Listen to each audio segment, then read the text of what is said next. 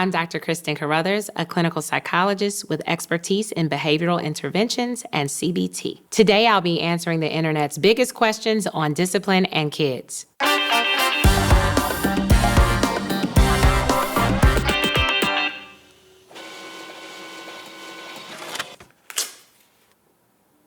What is the difference between discipline and punishment?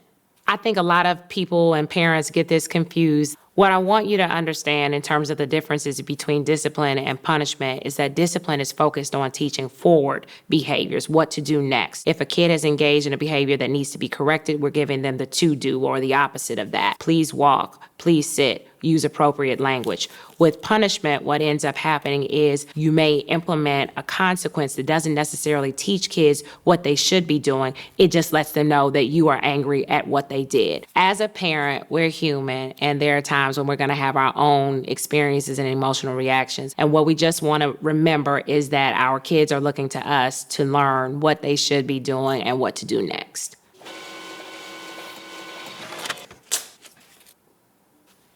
My child never listens. What should I do?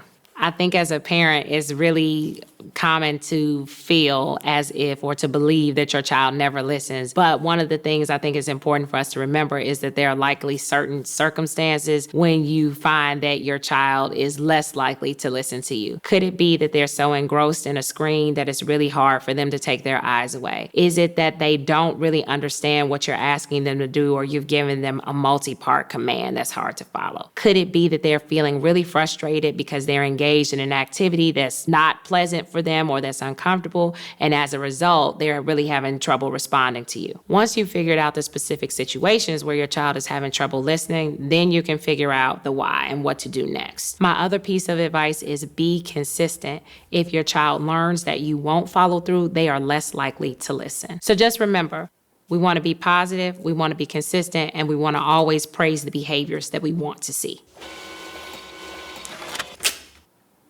What is positive discipline for kids? Positive discipline for kids, in my opinion, is actually more about parents' ability to regulate their own emotions before they give a consequence or disciplinary practice because a kid is engaged in a behavior. For example, if your kid has done something that really pushes your buttons or is just a no-go for you, and then you engage in a harsh reaction because you are so angry or dysregulated by what they've done, you're less likely to give them a disciplinary practice that teaches them what to do the next time. And so a positive discipline strategy would be for a parent to be aware of what their moods and emotions were and to be able to take a step back to calm down before implementing a consequence.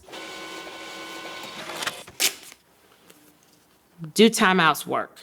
Timeouts work if they are implemented as they were designed to be implemented. The key to a timeout is they are used for very specific behaviors, aggression or destruction of property. When a kid is in a timeout, they are not there to cool down, calm down, or to think about what they've done. They are simply being removed from the setting so that they can be safe. Timeouts are time limited. They really shouldn't be more than 5 minutes in length, and a kid should be removed from all distractions. They shouldn't occur in a kid's bedroom or where there are things that are exciting or that could distract them, and nobody should be talking to them during a timeout. Most importantly, when a timeout is over, the consequence is over. The child returns to the environment where they were before, and they're allowed to continue to engage, and we want to be sure to catch them in appropriate behaviors and praise those appropriate behaviors as soon as they get back into play. By the way, we have a lot of content on our channel, so go check it out. We've got great resources from ADHD to IEPs and so much more. What is mindful parenting?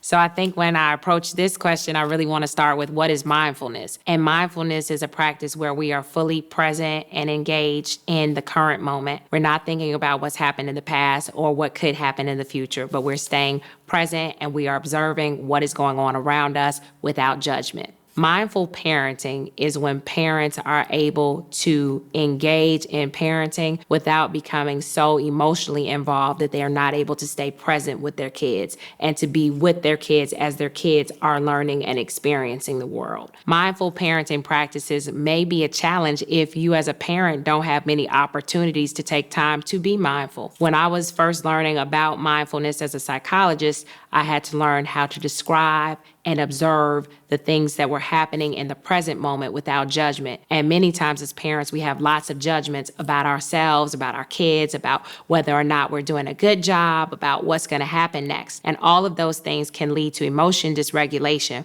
which then may result in us not being fully present with our kids.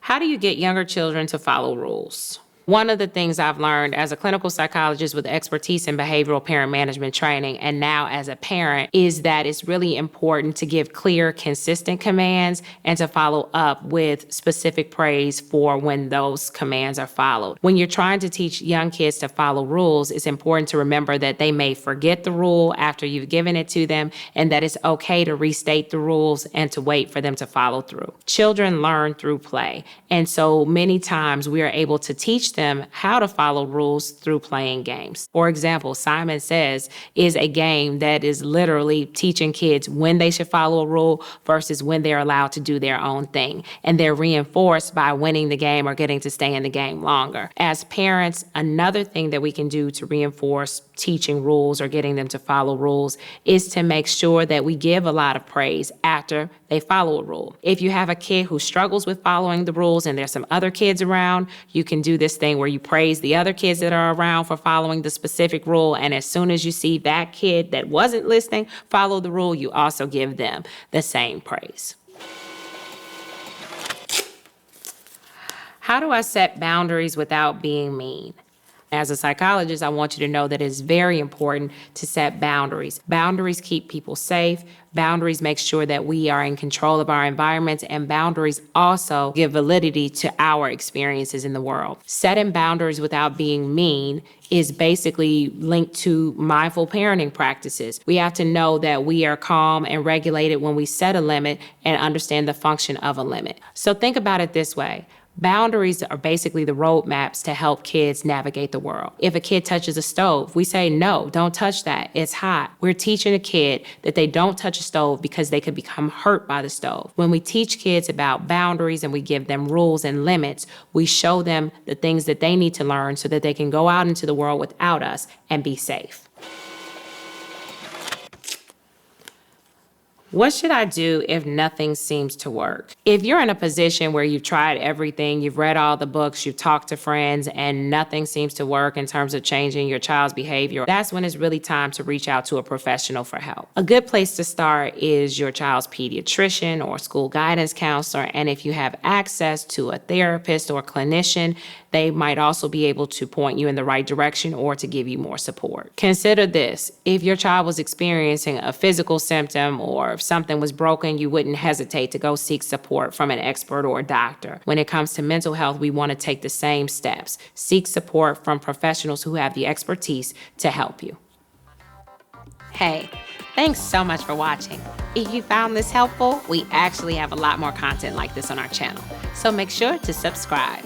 By doing so, you can help our mission at Understood, which is to make sure that the 70 million people with learning and thinking differences like ADHD and dyslexia can thrive.